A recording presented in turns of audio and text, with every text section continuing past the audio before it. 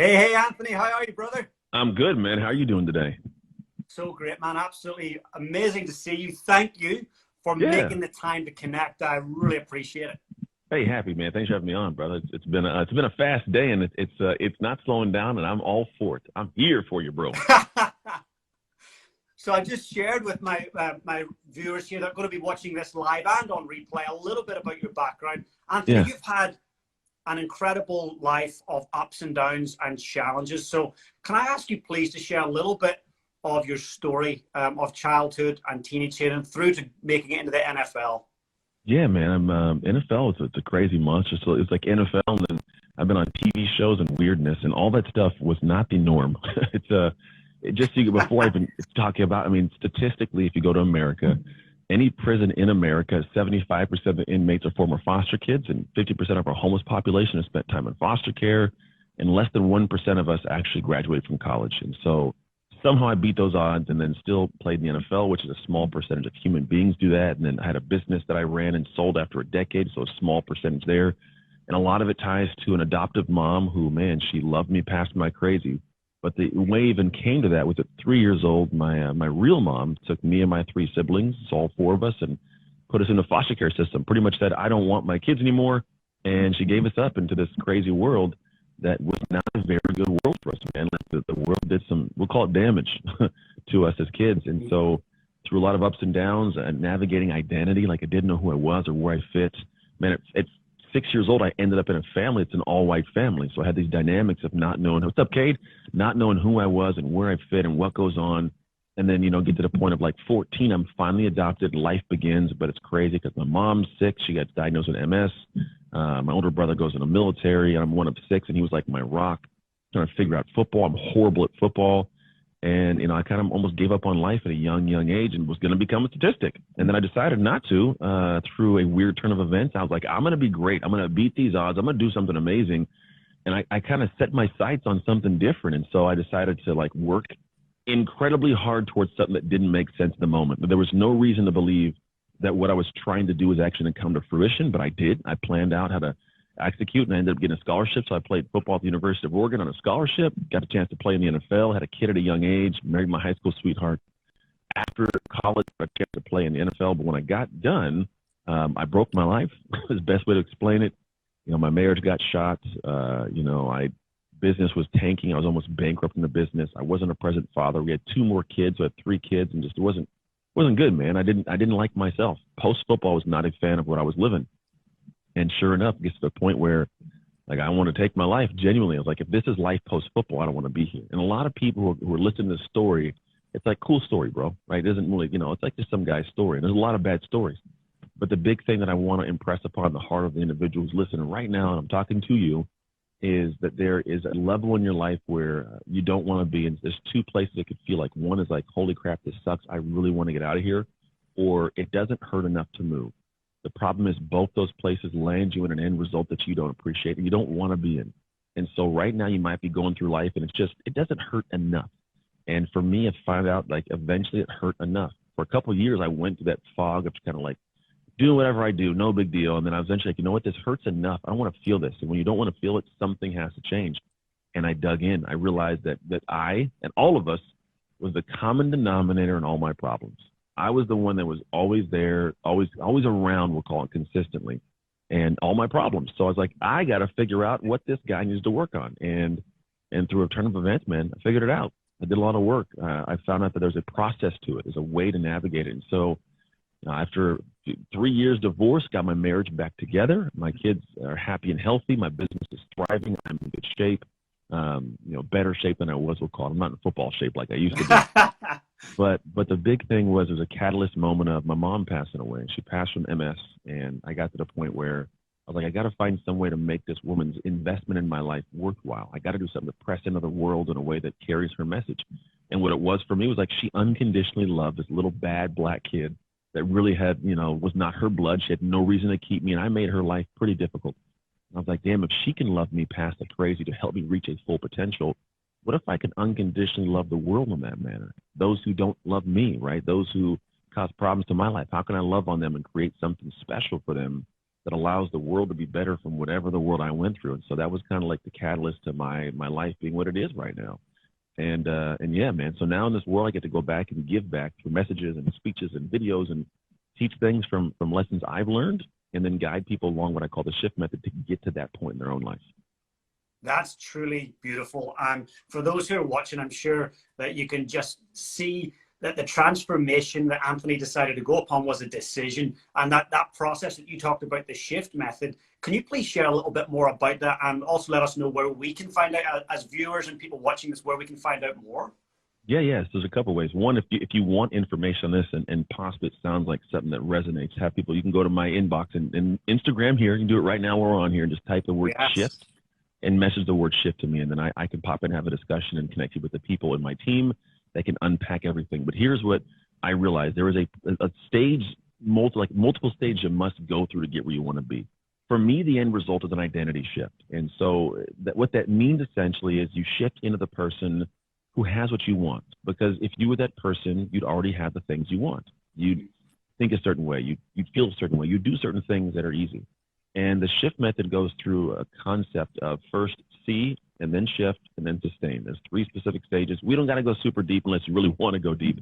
But what I did is I took this look at my life and said, where did I navigate all these crazy things? Because I've gone through, I think we counted like 30 plus shifts that other people, when experiencing them, usually get stuck on and never come out of. But I got through a lot of them, like all of them, right? So how did I get through them was the question. Where does neuroscience tie in? Where does psychology, and how do I make that actionable for a human?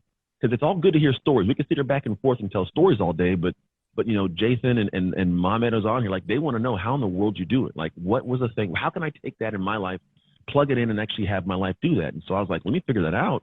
And I worked through a process.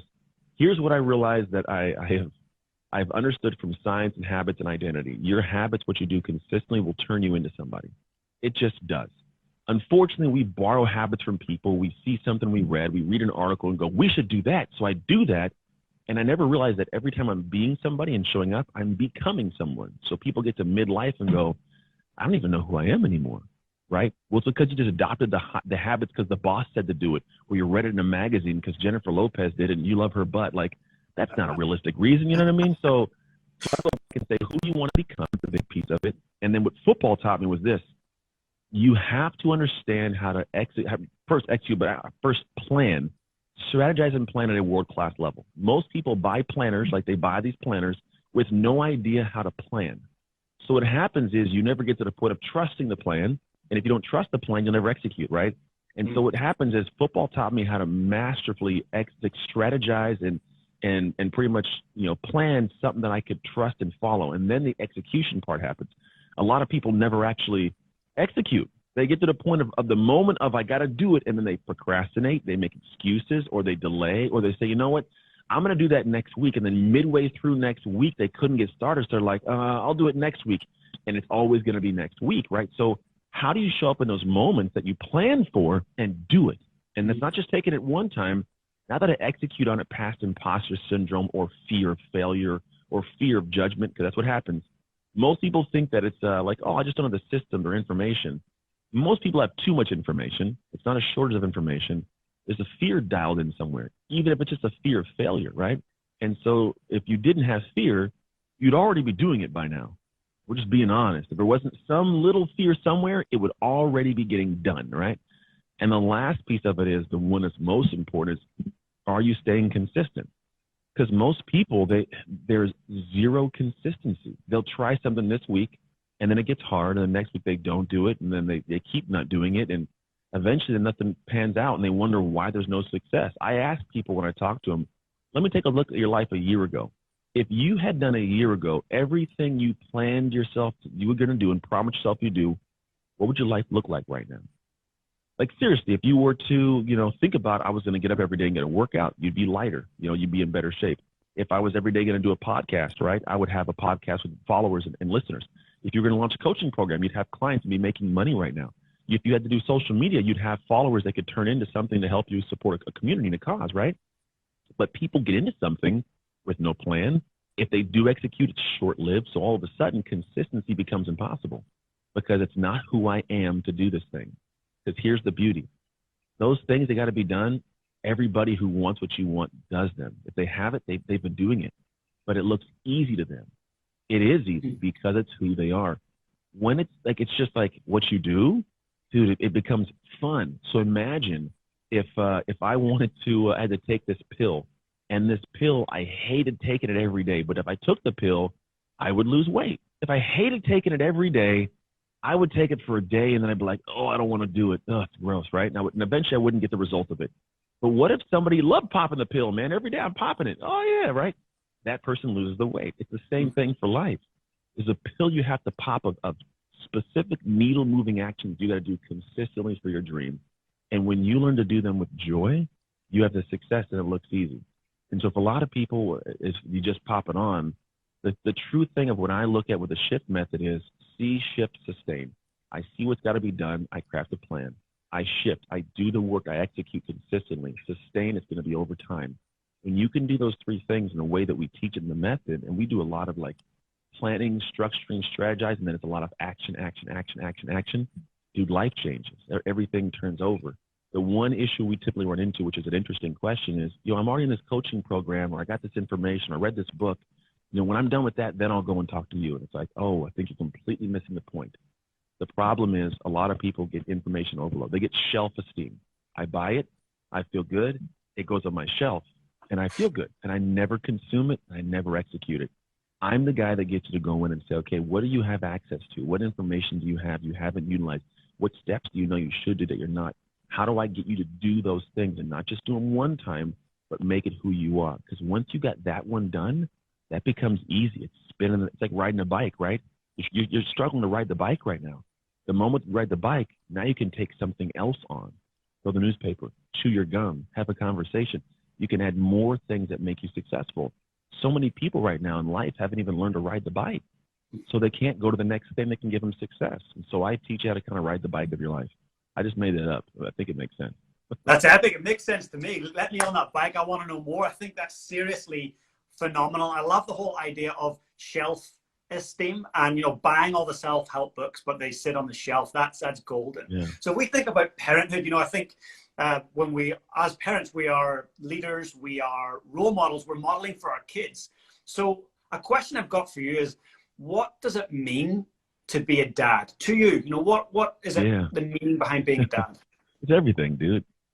For me, it's everything, and I genuinely mean that. It's not like this arbitrary, like, oh, it's everything. And I'm not the consummate, I'm not the perfect father, but it really boils down to a lot of how I look at legacy and life and my background, right? So I grew up in an environment where I did not have my real father in the picture. I didn't meet my real dad till I was 21.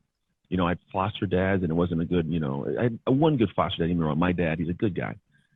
He's only 12 years older than me, though. Like, I have a weird dynamic there because I was young when I got adopted, and he was also. So what ended up happening is I look at the world, and I realized that for me, there's a moment in time when I was 20 years old, sitting in the University of Oregon locker room, and I was about to go into a workout. I get a call from my fiance because we were engaged at the time, no baby in the picture, and she calls and says, I'm pregnant.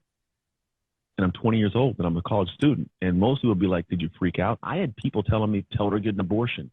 Dude, the moment I heard, I was like, dude, I'm excited. Because I now could give back to a life the way that was not provided for me. Like, I'm a college student. I'm going to have a degree. Like, no one in my family has a degree. In my extended or my adopted family, nobody has a degree. Like, I got an opportunity. I got a fiance, a girl at home who she's in college too. Like, she's getting her degree at the same time. And I mean, I didn't know I was going to do it, but I was like, all right, well, I'm a full-time student. I'm a full-time athlete, but I'm also going to be a dad. So I was like, I'm a dad who plays college football. That was the identity shift I made. I'm a dad who plays college football and as a student, right? And when I realized that, like, that came as priority, how I would be at home. I wasn't partying and hanging out. Like, I was at home. It literally formed a different kind of, I guess, connection of what was important to my brain in those moments. And I now am in a place where I got 3 kids, and my oldest is 16, and he just got his license, get his license, got his new car. The dude is an amazing human. Like, I love him even more than my son. When I separate myself from being his son, he's just a good human, right? And it's like, it's awesome to be able to be his dad. And that's what informs my decisions for how I show up in the world, because I realize that whenever you go into the world, you are always someone to someone. Oregon did win. We won last night with 60. Hey. And, 2 nights ago. So what happens is when we go into the world, we're always someone to someone. We don't even know that's someone, right? Typically. And you do things without realizing that there's going to be this base of people that see who you are. And so for me, one of the things that my kids will be able to say at all times, whenever I'm here or not here, is my dad's Anthony Trucks, and he's a great man. There'll be no one that can walk up to them in a private moment and say, but you didn't know this about your dad, or he wasn't as good as you thought. And so my kids will be able to walk with their heads held high, knowing that I was their father, the way I showed up in the world, who I served, how I do these things right here. It's a living example of chasing a dream, like a dream to take my trades and make something useful. It's a living example of how to treat humanity. It's a living example of how to treat your wife, how to treat your kids. So I'm a living example of these things. And I think when I say my being a dad's everything, it is who I am. It's an everything thing. It's not just Anthony floating, through life. And I think nobody, even if you don't have children, it could be for your parents, it could be for your siblings, it could be for your colleagues, it could be your orphanage. You got to realize that when you're entering this world, there's going to be people that are going to say they know you. And for me, I want to have the people that will be introduced, whenever they say I know them, they're met with this, oh my gosh, that must have been great. That's a great human. So I do the things because I know that they're going to have those moments later on. That's unbelievable. Thank you so much for sharing that. I think for those people who are watching, like having a legacy statement, or, how do you want to be remembered as a dad, as a human? Anthony just shared that with us, and that was incredible. And everything that Anthony does, it sounds like, dude, whatever you do, you're doing it with that in mind, thinking about your loved ones, your kids. That's truly beautiful. 100%, man. You got to. There's always got to be a driving force.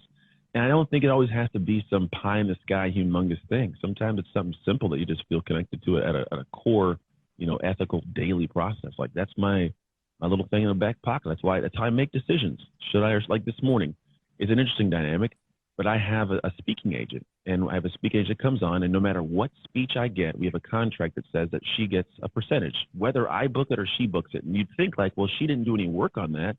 Why should she get any connection there? And so prior to us even signing on, I had this organization I'd signed a contract with a while ago, and it was supposed to take place this year in I think April. Well, obviously things shut down, so they shut it all off, canceled it. She wasn't even around at the time. And as an agent, I think it was beginning like January, February this year, I started talking to her, we signed on. So this company came back and said, hey, we want to have you do a virtual event in January. We're talking almost a year later when they want to do it. She wasn't part of it. Just today, I messaged her and said, hey, I just concluded a virtual presentation that's going to take place in January. This company, they don't do social. It's a nonprofit. She would never know. The world wouldn't even know I'm doing it. But for my integrity purpose, I let her know, hey, I have this thing coming. You have money coming from this. She didn't know about it. Wouldn't. And it's not so much that it has, like, I don't even know why I'm telling you, because typically I wouldn't tell people this stuff. But for me, I realized, but this is the integrity piece. So that if I was doing my thing and she did find out, and my kid said it, I'd be like, yeah, but you know what? Years ago, your dad, I found out he took a speech and didn't pay me. Like, that could happen. You know what I mean? And I would much rather have her get paid her percentage because she, one, deserves it. She's amazing. So, and two, because I can't live with that darkness on my heart, but also three, I never want to have that moment happen in the future where that could be a degrading aspect of my integrity. And so like little things like that, they teach me how to live. I want my kids to never have that moment, which means what I do in the dark will always come to the light. And if you don't live your life in that manner, you're going to have a lot of things all of a sudden pop out of the light. It's going to darken your life. That's unbelievable. I think, looking at that from a dad perspective, not leaving life crumbs behind, where you're looking over your shoulder thinking, oh my God, I didn't pay that person, or I did this and I wronged that person. I think it's beautiful to have that mentality. And for those dads and moms out there, or any human for that matter, who's trying to find their purpose, how does a person go about finding their purpose or attaching passion to a purpose and being that human? Yeah. So it's interesting you say attach passion, because there is something to the passion. I think there's a lot of things that people will say in this manner, and this is what I have found to be true. I'll tell you a story of my life. So my first passions were football, right? So football would do my passion of football. And I was in, just high school. And then I was like, oh, I can go to college. Let me try that. And then in college, I was like, wait, I can go to the NFL. Let me try that. In the NFL, I lost my passion. Like not that I lost my passion, I lost the game. So I couldn't play the game anymore unless I wanted to go out and get arrested for tackling people on the street.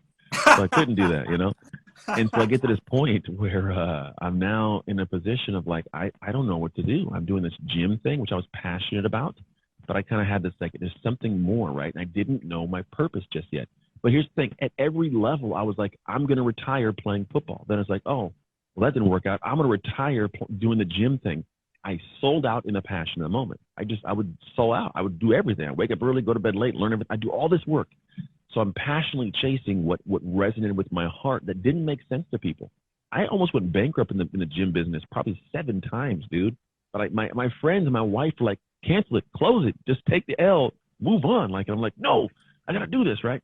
And so my passion led me, and then it led me to eventually like consulting. I'm like, oh, this consulting thing's really cool. I can talk to organizations about how to keep their people healthy to minimize strains and sprains in the industries of corporations. So I was like, all right, I'm going to do that. And in doing that, I was like, oh, well, people actually like me talking, so I can talk, and I'm doing fitness. I'll talk about fitness. So I was talking in fitness. Again, a new passion came up. Let me go talk on the fitness, kind of, we'll call it the circle, whatever, the circuit. So I started doing that. And then I was like, I like talking. And then people heard my personal story. They're like, we love your personal story. It's like, oh, well, I try something like that. Happened across a guy named Brendan Burchard who teaches you how to do this stuff. I'm like, oh, interesting. So like, let me try this. So I leaned into that passion. I've been doing that since. And I got to the point where I oddly enough, I become like, I'm a person that goes to Brendan events and weirdly like end up on his stage. It's a long story, but I ended up chasing the passion of like, whatever I'm doing, I'm selling out. So I would talk and I would share, and then I got asked to volunteer. And so I'd volunteer, and you get to be around the people and you get to learn stuff. I eventually got to meet him, and and then the things just roll. But because I'm passionate about it, in the moment that thing, I'm introduced to more. And we ended up getting, he invited a bunch of guys out to this ranch in Wyoming, Jackson Hole, Wyoming. And I'm talking about guys on a table like him, and got Lewis Howes and Trent Sheldon, Russell Brunson, Jeff Walker, Dean Graziosi, all these amazing minds, and great hearts. And we're all sitting there. One of the guys, Ethan Willis, I'm telling him my business called Trust Your Hustle at that time. And this is where the passion linked to the purpose. So I'm telling the story, and all these guys, he goes, I don't like it. I go, what do you mean you don't like it? What are you talking about? You don't like it? I'm like, this is my life's work, dude. This is what I've been building up to all my life. I've been doing this. He goes, yeah, I don't like it. I'm like, what don't you like about it? He goes, well, there's a message and a messenger. He's like, the message is this thing that is a powerful message that lands, right? But the messenger, you get the messenger connected to that, and you got magic. And he's like, you know what? I want to know. He's like, the hustle part sounds good. He's like, but how in the world did you get to the point where like you navigated past the being the foster kid? How did you navigate past losing your football identity? How did you navigate past losing your mom? How did you get past losing your marriage? How did you get your marriage back together? How did the business keep going? How are you here? How are you in this room with all these people? It's like one of those things would knock so many people off track. What did you do different? And then the conversation was like, if someone said something like, Brendan might have said something like, it's kind of like an identity thing. It's who you are. I was like, interesting. He goes, yeah, I think you should look into that. Look into identity. He's like, no one really talks about it. There's got to be something there. He's like, I'm listening to your story. There's a certain part of who you are that's different from everybody else I know. And I was like, all right. So I kind of dug into it. And lo and behold, like 70% of the stuff I've been working on was already in line with the science and the study of identity. No one else in the world was really talking about it the way that I think it could be definitely talked about in a depth, and how it connects to our common, world. Because right now it's all habits and mindset and productivity. And don't get me wrong, those things all work. But what's interesting is identity is like a burrito of all those rolled up. When you are of an identity of the person who succeeds, there's not a question about mindset. It's just who you are to do that thing. Somebody else calls it a strong mindset. You call it Tuesday morning. Like there's the habit. Somebody else like, you got some powerful habits. I'm like, yeah, that's how I run my morning. It's my morning routine, right? There's a way that I have this, certain aspect of my performance, high performance.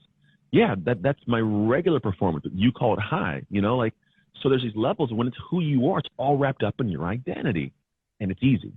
And so the more I unpack, it's like, dude, that's my purpose, because my life is just a connection of crazy to get to this moment of like, I'm the guy that's navigated more forms of identity than most people have before I even knew it, as a foster kid, and then adopted by an all-white family, diversity. Then I got to be the kid that's, a mom who's sick and has MS. I'm the one that sucks at football, great at football. The kid that doesn't fit in school because I talk like this but look like this. It's a different dynamic called Oreo. I got called an Oreo back in the day a lot. I got picked on in that way. Then you get to college. I'm a guy who was a kid. Nobody has a kid in college as a football athlete or is faithful to one woman. I had teammates tell me, you're never going to stay with that chick, bro. Get past her. She's my wife to this day. So there's different dynamics. And I got buddies they'll still talk about that. Some of my linebacker buddies. but like, there's a dynamic that's still in place. And then I get to the point of like losing a grandfather, and then I lose my career in football, and I lose my marriage, and I'm a bad dad, and I lose my mom, and then I build it all back up, and then all these different pieces of my identity. And that's the thing that for me, I think was the purpose. But here's the answer to your question. When people are trying to get to their purpose, they're not willing to chase their passions. Wow. That's the problem.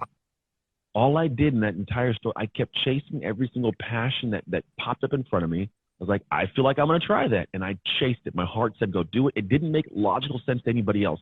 But the problem is logic is the thing that most people are living off of when they shouldn't be, because logic is typically the norm. If you think about America and you kind of study the numbers, 53% of people are unhappy in their life or in their career. So the norm is discomfort. The norm is being unhappy. So if I want abnormal, I have to do what they would say is abnormal. If they're saying it's cool, I know it's not the right thing to do. If the mass are like, yeah, do that, I know it's not where I want to be. So I chase the thing that doesn't make sense to everybody else, but it makes sense to my heart. And I make sense of it over time by taking actions, by failing, and little by little, I get met with the fork in the road. Every one of these things at a fork in the road. It was football to a fork, to a gym to a fork, to consulting to a fork, to speaking to a fork, like all these, and then boom, here we go. We land on something. And that's where you get to the point of like, I am now in a space where like, this is what God created for me to do on this planet. He put me through the crazy. He got me through with a mindset and a heart and a perspective and an identity of a man who knows how to utilize that for a positive force. And so that's what I do now. This is like what I'm called to do more than I can even imagine. And I would have never known it if I didn't chase the passions. I would have robbed the world of the gift of me. The same as everybody else, unfortunately, is doing right now. So many people are robbing the world of the gift of what they were created for. And when you finally lean into that and you do that work, dude, the world opens up for you and you get to enter it powerfully.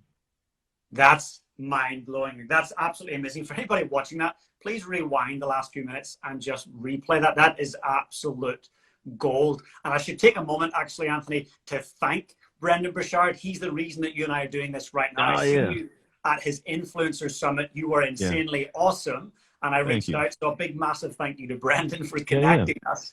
Thanks, B. Appreciate you, bro. He's a good dude, man. He literally is behind the scenes until you seem to be in the front. He's a good heart. They got these cool people on Yon Diaz.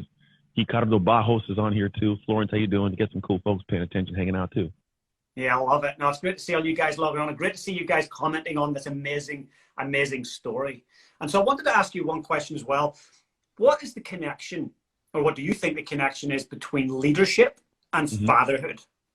Oh, man. I mean, well, the thing is, there's kind of that concept. I think leadership is an aspect of, we have to immediately think external, right? I'm leading something else. And there is obviously a big piece of you're leading an aspect, but it's funny because the word discipline has to do with some of the same stuff, and discipline is usually a personal thing. So here's what I'll call. I think leadership is the aspect of being able to be someone who is, I guess, worthy of being in front, or at least worthy of guiding the direction, right? And then someone who is able to do the thing to get people to the destination we're trying to go. So it's one thing to be like, I'm the leader and be there, but you can be a bad leader. Just like you can be a father, be a bad father. And I believe that they're one and the same to an extent. Discipline, when I talked about that, what it is if you think about disciple, means to follow, right? And then plan is plan, right? So to follow a plan. And typically it's your personal plan. I think what happens for a lot of people is they want to be leaders, but they're not disciplined enough to be a leader. The discipline in of itself means, do I hold integrity at a certain level that keeps it consistent for what it is that I know needs to be done? And then do I hold everybody else down the line accountable to that by holding myself accountable?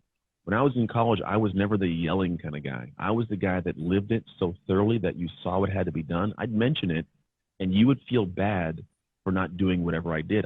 When I was a senior, I had 20 linebackers, and I was the sole senior over 20 linebackers. And we still got things done, man.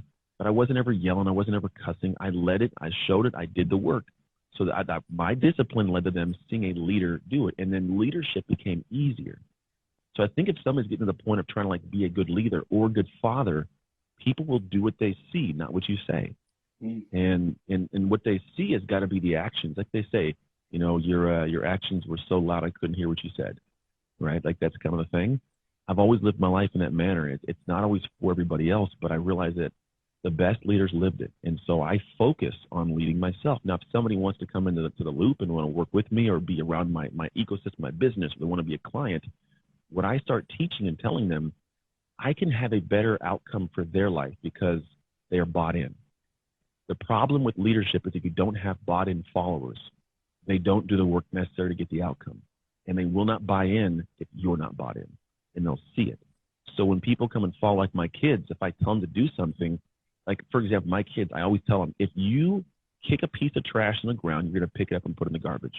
If we're out in public, I don't care what it is. If you don't touch it, cool, it's not ours. But if you put your foot on it, you kick it or whatever it is, that means you knew it was there. You're going to pick it up and put it in the garbage. And my kids have always done this. I don't typically kick stuff because I don't want to put it in the garbage. Well, one day I got out of this the car at this track meet with my son. There was an apple, and I kicked the apple because I wanted to see it explode. And I kicked it, and my son looks at me, and he goes, "You going to pick it up?" I go, "Yeah." And so I went around and picked up every little piece of the apple and put it in the garbage. Now, I could easily have been like, "No, I ain't picking that up. It's wet and gross." I could have walked off. But what kind of leader is that? Because now every time I tell my son to do it, it trickles into the rest of the pieces. Like, yeah, Dad said this, but he didn't do this. So, it's the little nuances. So if I want to tell him later on, like, son, make sure you get this homework done, or make sure you're home at this time for the curfew. There's parts of him that aren't bought into the leadership because of I didn't pick an apple up. You know what I mean? Like, and it's a little taken away. So as a leader, you got to know what you're going towards first. Like, we do that because I want to make sure my kids understand, like, when you touch something, you're not part of it, And the other piece is you stay consistent to integrity. So they get to see that. So I tell my son, if you say you're going to do it, you got to do it. Whether you like it or not, it'll teach you what to say yes and what to say no to. But if I haven't led that way, then they're going to falter. So in fatherhood, I'm leading other humans, the most connected humans I have, to go out of the world and affect your life, James. Like, they're going to affect you. They're going to talk to you. You're going to have a connection in a weird butterfly effect way, right? So I'm going to make sure my kids understand how to do it by being a good leader as a father. But as a leader in my life, they're also seeing things as well, because not everything's tied to fatherhood.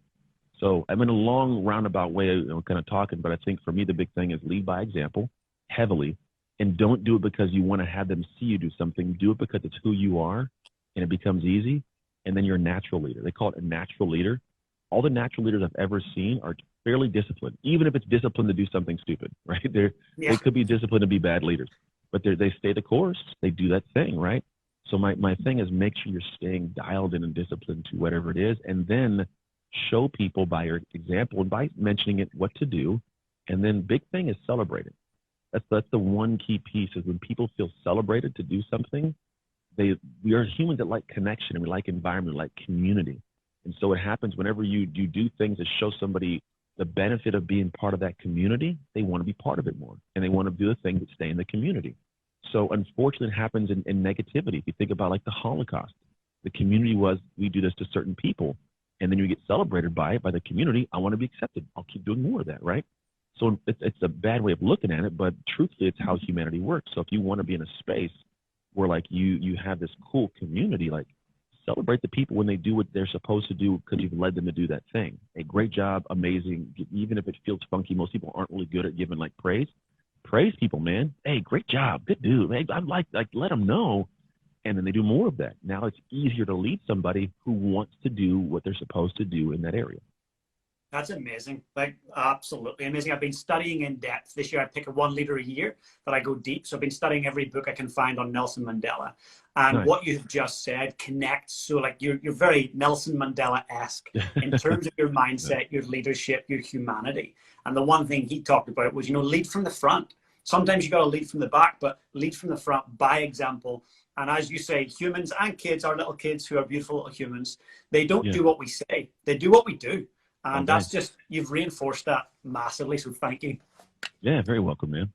Incredible. Now, I know we're going to wrap it up shortly because I know your time is precious, and I really, really appreciate this. So one question here around self-care. So mental health has taken a massive hit this year, and it has been increasingly over the years with different stressors, but 2020 has been difficult for many. So when we look at the statistics of mental health with suicide, depression, domestic violence, largely men are the biggest statistics of the abusers, the self-abusers. So do you have any advice for fathers out there, men out there, boys out there, in terms of self-care, looking after yourself mentally, physically, and how that connects? Yeah, definitely. So this is all of us. This is the world I live in. And here's what scares me about the time we're about to go into. I just talked about this on a live stream earlier today, and I was talking about the fact that we're not only going into another lockdown, but we're going into the lockdown with a situation different from the spring and the summer. Spring and summer, it's daytime till 7, 8, 9 o'clock. Sometimes in California, it's daytime. You can go outside with your dog. You can go for a walk. You can get out and experience nature if you're tucked in all day. Unfortunately, now we're about to be in because it's cold, it's dark, it's dreary, it's wet, and we can't go anywhere. We can't go into a restaurant. We can't go in, bowling. We can't do anything. It's about to be very scary. Like it actually gives me chills. It's fearful of humanity, what's about to take place. Because unfortunately, not everybody gets to watch these things. They don't invest in this. And so, there's people, if you can, be proactive about the people in your life you need to reach out to, because you need to make sure you keep tabs on them, what they're doing, because right now they're going to need more than they know they need of support. The other part of it is sometimes you are the person to plant the seed but not water it. So there may be someone close to you that needs to have conversation, but you can't be the person to do that. You're just too close, unfortunately. So what I talk about is I tell people plant the seed, water it by introducing them to people that inspire you. You may not be the person to inspire and change them. You may want to be, but you may not be the person. They may not accept you and see you there. So what you do is you plant a seed and let somebody else water the seed and introduce them to that person. Other part of it that I look at is movement's big. Like you should move every morning in some capacity, some way. If you don't have an inherent level of joy, even if you do, you need to find a way to spark that, because happiness and joy, it's chemicals in our brain. We are chemical beings, right? And so if you can find ways to navigate the aspect of how do we bring joy, where it's serotonin, it's dopamine or epinephrine, it's these things that kind of go into the brain. So exercise, movement actually increases this. It reaches something called BDNF, brain-derived neurotrophic factor. And what it is, a brain protein that helps balance and normalize and build the pathways of the brain, but also normalizing these different brain chemicals. So you find joy, you find happiness through movement. It's been shown to help with depression. And so if you are not moving, you're not controlling something. I don't care if it means buying an exercise bike or going, doing burpees in your house. It sucks in the moment, but then it feels good because you accomplished it and you actually feel good afterwards. So the first thing is if you feel yourself going dark, man, get up and move. It's a big, big piece of it. And then control the things you can control. I talked about this morning also in the live, but control what you can control, because one of the quickest ways to go downhill is feeling like, why do anything? Why even try? Like, what's even the reason? Like, it's not going to, feeling helpless like a leaf in the wind. Helplessness is very scary, because it makes you think like, no matter what I do, it's not going to work. So why even try? Why even live? Right? And so the biggest thing is you got to control what you can control. And it's two things. It's controlling your time, right? It's choosing to do something at a specific time in a specific manner and keeping that consistent so you feel like you have some power over something at least. And then controlling your response by planning for responses. Plan your reaction to situations. You may not have a perfect plan. Nobody does. But if you can choose in a moment to say, okay, if something goes wrong, here's my first step. I'm going to sit, I'm going to breathe, I'm going to meditate for 20 minutes before I take an action. Gift yourself 20 minutes to breathe before you do something. I say gift because it's hard to give. It's a gift. Gift yourself to release the problem for a moment, breathe and sit, and then come back to it in a different emotional state, because here's the crazy thing. What you choose to do becomes the experience of the next moments of your life. If you make a poor choice, you experience crazy. And the world's a mirror. If you experience crazy, you act crazy, you get crazy back, right? So if you can choose to realize, okay, I got to control the next moments. What do I want them to be? The decision might be something that's hard to do, but it's right, and it feels a little bit difficult, but it'll create a better outcome. You got to do that. But you can't act in a crazy emotional state without a plan for that reaction, because typically what we do is we react and we can't put it back in the box. We say and do things we can't get back, and it's difficult because now it's like, damn, I gotta commit to that now. I said that. All right, I'm gonna put my feet in the ground and hold, right? And it kind of sucks because you don't have to be that way. And so I just tell people have a plan for the reaction of situations, and then breathe it out, and then navigate those things delicately. And if you can do that, you can kind of come into this pandemic or whatever, or the rest of your life with a better control of the situation. Because when you're the person who does this, because so few people do, let's just venture to say maybe 90% of the population doesn't do this. They just react. Look at social media. They just react. And so if you can be that top 10%, you get what the top 10% can't get, which is happiness and a joy and a different level of life. That's simply beautiful. Thank you so much. It's amazing. And I want to say, Anthony, I hope that everyone that watches this, whether they're here live or they're watching this on the replay, I want them to connect with you. What is the best way for them? Just one more time for those who've joined us later. What's the best way for them to connect with you and understand what you're about? Yeah, follow me here, man. Everything happens on Instagram and Facebook and all that fun stuff. If somebody's interested in the work I actually do, which is essentially help people create really cool futures by actually getting something done, right? It's using a method that works, it's tried and true. But it's really cool to see people come into my programs with like a little bit of like, I don't know, imposter syndrome or lack of confidence, or they've had great success but feel stuck, and coming out in the back end like feeling like a monster, like a whole different amazing human, through a process that's tangible and tactical and trackable. But I've done the work in advance to realize, who am I going to be so I become that person? If they want to know that, go to the inbox or go to my wherever my message is, message me the word DM the word shift. And then once you're in there and you hit shift, we start a conversation kind of to see if what I do might be a fit, and talk to you more about the programs and the processes.